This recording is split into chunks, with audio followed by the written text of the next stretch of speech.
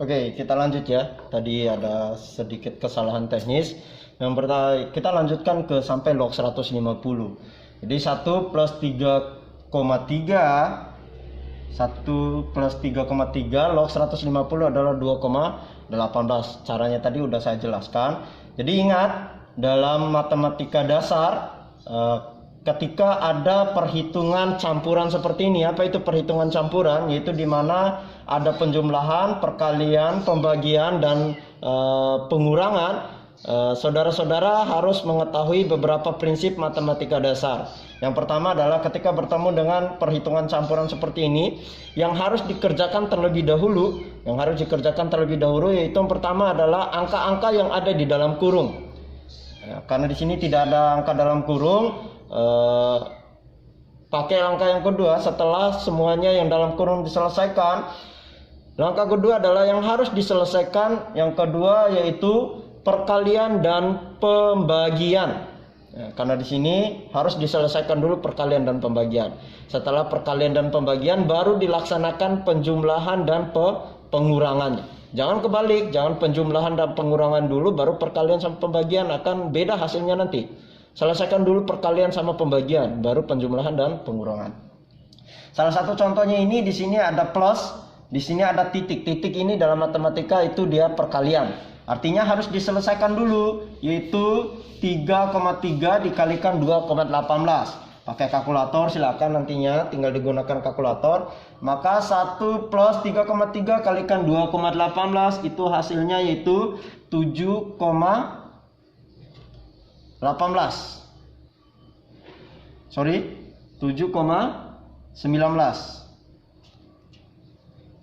Sehingga kalau dijumlahkan yaitu 8,19. Jadi 8,19 ini dibulatkan jadi 9. Ingat, berapapun hasil yang diperoleh dari hitungan K, jika ada koma, itu silakan dibulatkan ke angka setelah daripada angka yang paling pertamanya. Contohnya 8,19 itu dibulatkan jadi 9, angka setelah 8 yaitu 9. Seandainya nanti hasil perhitungan K atau soal-soal yang lain itu hasilnya itu 7,16. Berapa dibulatkan? Dibulatkan angka setelah 7 yaitu 8. Ingat, berapapun angka di belakang komanya itu tetap dibulatkan menjadi angka setelah daripada angka yang paling depan ini. Oke, sampai sekian sehingga diperoleh nilai daripada nomor kelas atau kelas-kelas tadi yaitu 9. Sehingga saudara-saudara tinggal masukkan di sini 1, 2, 3, 4, 5, 6, 7, 8, 9. Jadi angka yang pertama pas kita jelaskan di bagian pertama tadi itu tidak diperoleh sembarangan, tetapi kita peroleh dari rumus. Oke, kolom pertama sudah terselesaikan, yaitu ada 9 kelas. Kita lanjut ke cara mencari interval kelas. Cara mencari interval kelas ini kita akan menggunakan dua rumus. Yang pertama adalah menghitung rentang data. Rumus dari para rentang data yaitu data terbesar kurangkan terkecil plus 1. Jadi ditambahkan 1. Jadi langkah pertama yang saudara-saudara harus ketahui untuk mencari rentang data ini, di soal itu harus dicari dulu dari sekian banyak angka-angka ini mana angka terbesar dan mana angka terkecil. Jadi untuk memudahkan di slide tersebut saya sudah beri tanda merah.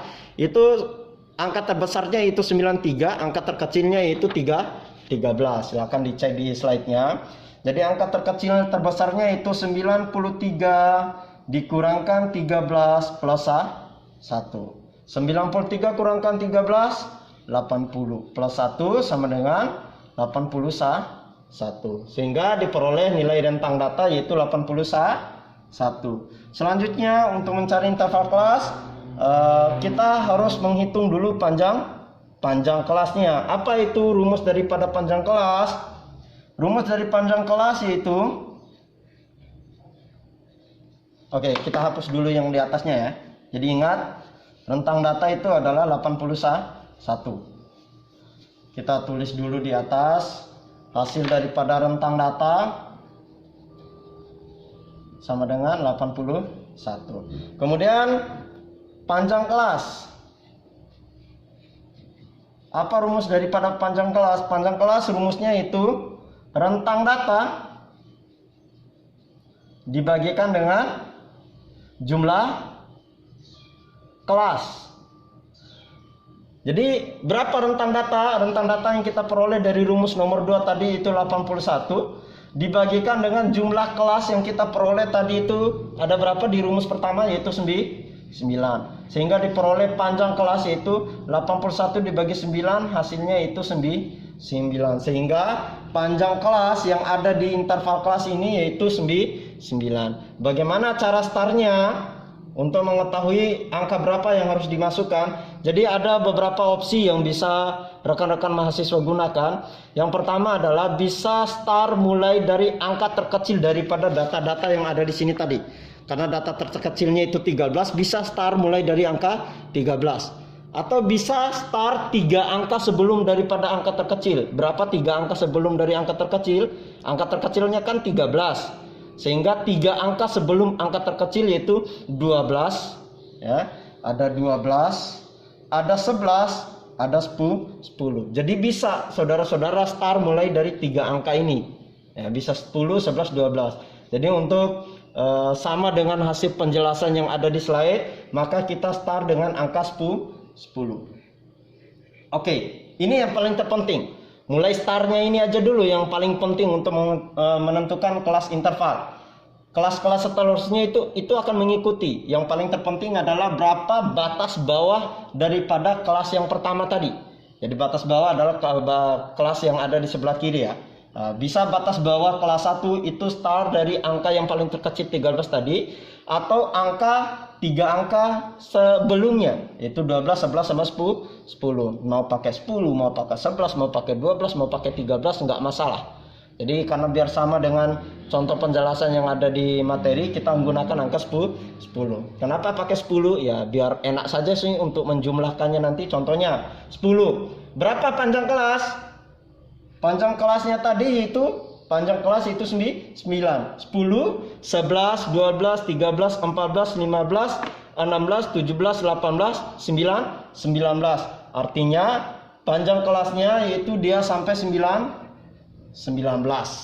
Atau kalau mau pakai cara yang paling gampang, nggak perlu hitung jari, 10 itu ditambahkan dengan panjang kelas. 10 tambah 9, 19. Selanjutnya di kelas kedua, berapa batas bawahnya? Setelah angka 19 berapa? 20